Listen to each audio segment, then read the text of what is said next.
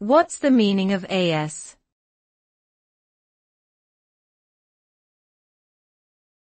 AS.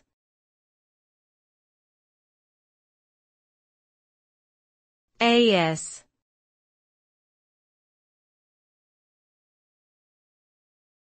As.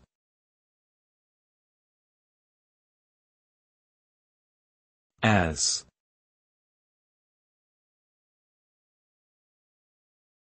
AS is a commonly used abbreviation in various contexts, such as in computer programming, business, and education.